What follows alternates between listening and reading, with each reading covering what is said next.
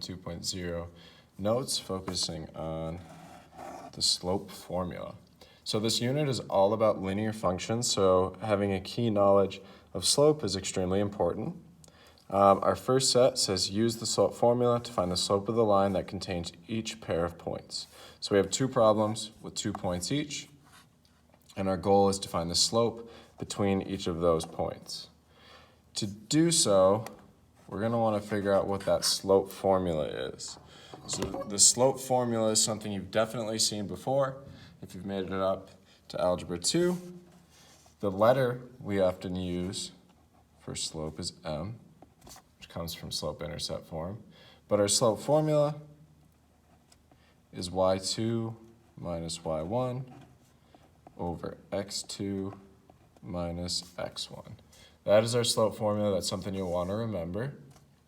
And as a reminder, for that slope formula, remember our 2 points then would be the points x1, y1, and x2, y2.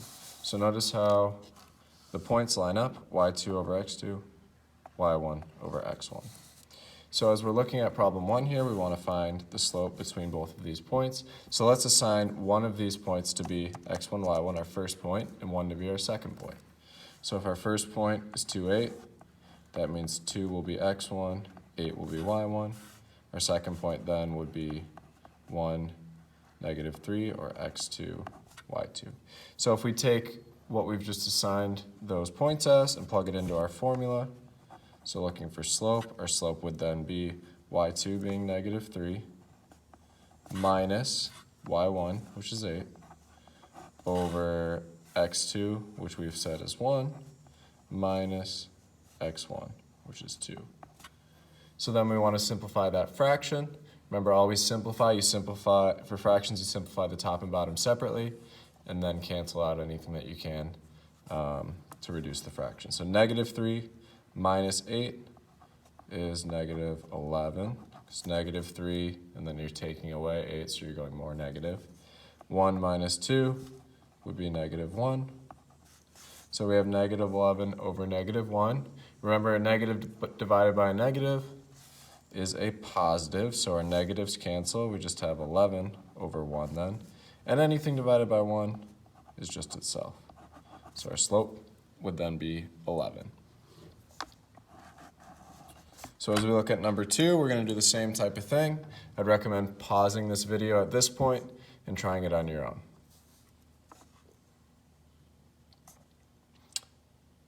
All right, by now, hopefully you've tried it. So let's first start by assigning our first and second point. So if this is our first point and this is our second point, that means we have x1, y1, x2, y2. So using our slope formula, we take the y value minus the y value, so negative 2 minus 0, over the x value minus the x value, negative 6 minus negative 4. From there, simplify top and bottom. So on the top, negative 2 minus 0 is still just negative 2. Negative 6 minus negative 4. Remember, when you're subtracting a negative, becomes a positive. So that's like negative 6 plus 4, which would be negative 2. And negative 2 divided by negative 3, or anything divided by itself, is just 1. All right. So that's how we're using the slope formula. So we're going to continue to do so here just with some different problems. So let's look at number 3 here. So it says each graph or table shows a linear relationship. Find the slope by using the slope formula, or rise over run. So rise over run is another way that you've probably heard slope defined in the past. So when we're finding the slope between 2 points like we did previously, using the slope formula is really valuable. When we're finding the slope visually, sometimes we can use the rise over the run, because that's essentially what slope is. How far do we go up, and how far do we move to the right? So, and when you're thinking about rise over run, remember rise is always up and down. Run, always think about moving to the right. So as we look at these 2 points, we have negative 2, negative 1 here, and 4, 2. So if I want to do it in terms of, let's just start with the slope formula. So if I want to find this in terms of the slope formula, m would be y2 minus y1 over x2 minus x1. And you can pick either point, it doesn't matter. So y2, I'm just going to say is 2, which would make y1 negative 1. So since I've selected 2 as y2, I want to make sure it matches up with x, so x2 has to be 4. So notice the points, they always line up top to bottom. So 2 and 4, so that means negative 1 and negative 2 will go there. And it's minus and negative 2. So then when we simplify, 2 minus negative 1, subtracting a negative is the same thing as adding, so it's like 2 plus 1, which is 3. Same with below, 4 minus negative 2 is the same as 4 plus 2, which is 6. So we have 3 over 6, which we can then simplify because both 3 and 6 are divisible by 3 into 1 over 2. 3 divided by 3 is 1, 6 divided by 3 is 2. So we get 1/2. Let's now look at this problem thinking about rise over run as slope. So rise over run, so we look at these 2 points. First we want to determine how far up does it go. So from here to here we go up 1, 2, 3. And then our run, again, always think about it to the right. So we go over 1, 2, 3, 4, 5, 6. So our rise is 3. So let's do it this way. So our rise is 3. Our run is 6. So rise over run is 3 over 6, which is what we had previously and just determined was 1/2. So if you have the picture, if you have the graph here, you can use rise over run to determine slope. Just make sure you're being exact with it. For number 4 here, we have a table with some different values. So these are all points on the same line. So notice we have 4 points this time.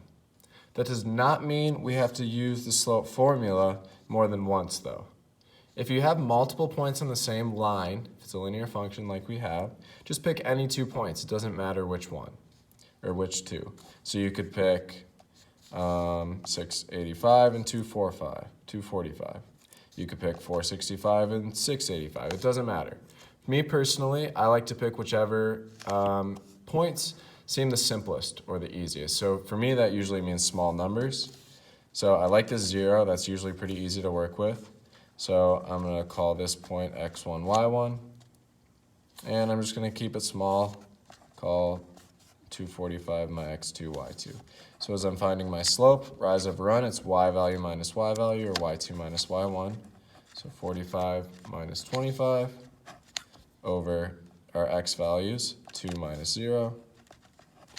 So 45 minus 25 is 20. 2 minus 0 is 2. And 20 divided by 2, well, that's 10. So our slope is 10. And if you don't believe me, you can check with any of these other points and you'll also get the same slope of 10. Okay. All right, you've just got 2 problems left here. So as we're looking at these 2 problems, it's again finding slope given a graph. So we can do these in terms of rise over run like we did previously, or using our slope formula. Let's start with number 5. Actually, what I'd like you to do is do both of them on your own first and try and attempt those, and then check back with the video and make sure you got those right. So pause it, I'll wait about 5 seconds, and then I'll go through these problems.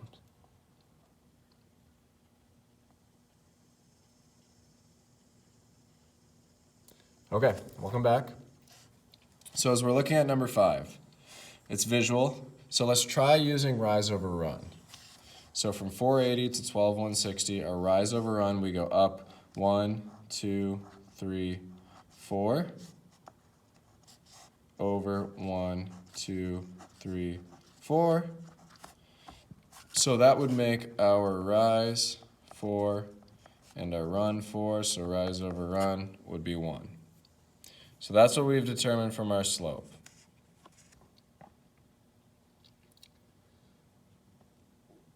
So if you're looking at this, there's actually a mistake here.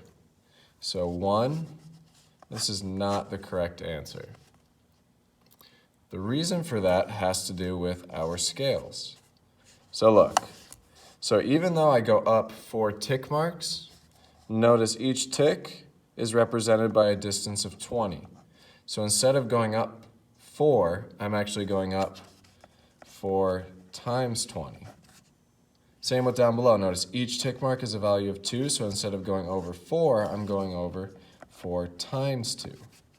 Or one way you can think about it is because here, our rise, we go up by 20 each tick mark. We'd go up 20, plus 20 is 40, plus 20 is 60, plus 20 is 80, or 4 times 20 is 80. Same with over here. We go over 2, 4, 6, 8. So our slope, or our run, would be 8. So 80 over 8, 80 divided by 8 is 10.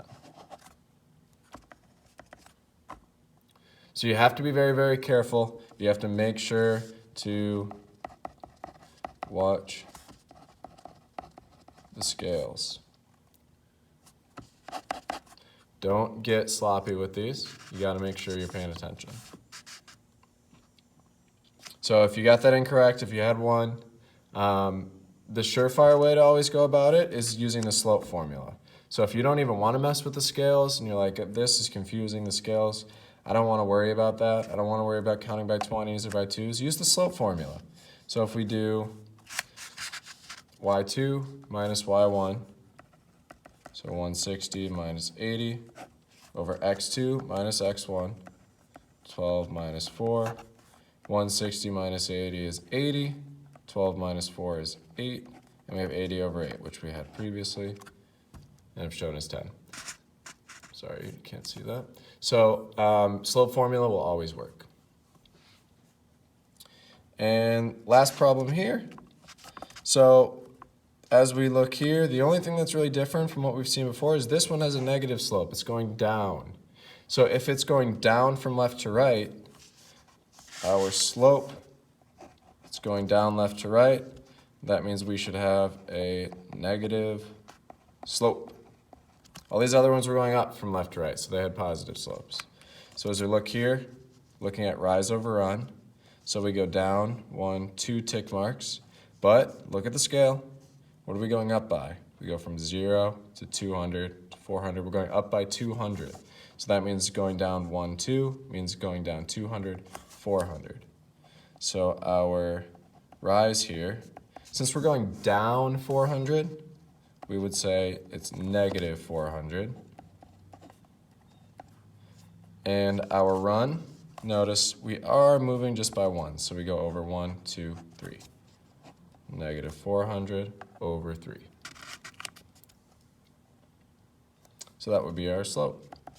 Again, we can check it using our slope formula. So let's just take this as y1. So if we're using our 120 and 3, or 1200 and 3 as our x1, y1, x2, y2 would be 6 and 800. So y2 minus y1 over x2 minus x1, we get 1200 minus 800 is 400. 3 minus 6 is negative 3. Notice the only difference here is the negatives on the bottom here versus on the top there. That means the same thing. Whether you have the negative on the top or negative on the bottom, as long as there's just one negative, top or bottom, they're the same answer. So these are the same, we get the same solution. So kind of the moral of the story here is if you want to use rise over run, go ahead. Just be careful. Make sure that you are watching the scales. If watching the scales is going to be something that's challenging for you, use the slope formula. It's surefire. It's always going to work. It's a great option. All right. So there's your notes for 1.2.0. Thanks for listening. If you got any questions, obviously, let me know.